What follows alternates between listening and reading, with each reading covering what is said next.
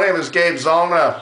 You ever wonder why our country is in a state that it's in? You know, and I think a lot of it is our fault, and the reason it's our fault is we elect people that shouldn't be in the positions of power that they're in, and we allow them to stay there for a very long time.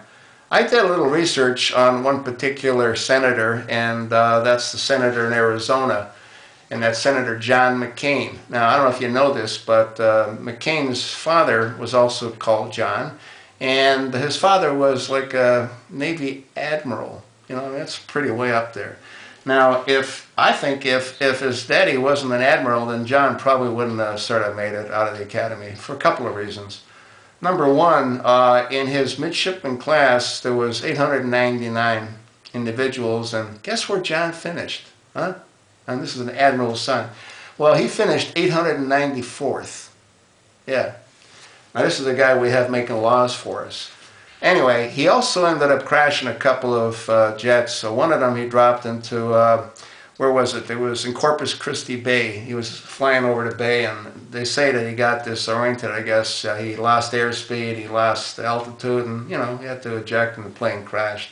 Another time, he was flying off of, he was flying somewhere in another trainer, and he said that he had engine trouble, you know, so he had to eject out of that too, and that airplane crashed and disintegrated. And then he was flying off of the USS Intrepid, and this is interesting, and, you know, he came back, and he had all kinds of this wire, you know, like the power line wire, all over the airplane at the back. Now, normally anyone that did that would have been thrown out, but because his dad wasn't, I guess, admiral, so it was like, okay, they just had to fix the jet up. And then the other jet that he crashed, it was when he was flying over Vietnam, and he was going to bomb some kind of building or whatever it was. Anyway, he's in his dive, and then I guess they shot a SA-2 missile at him, so that plane got whacked, and he bailed out, and then he spent the next, 5.5 years as a guest of the Hanoi prison folks.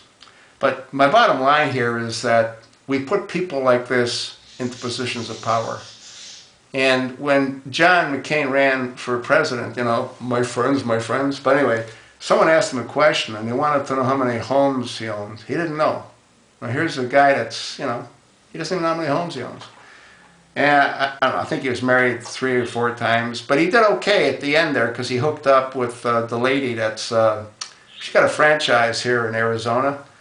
And the franchise for Budweiser, you know what I mean?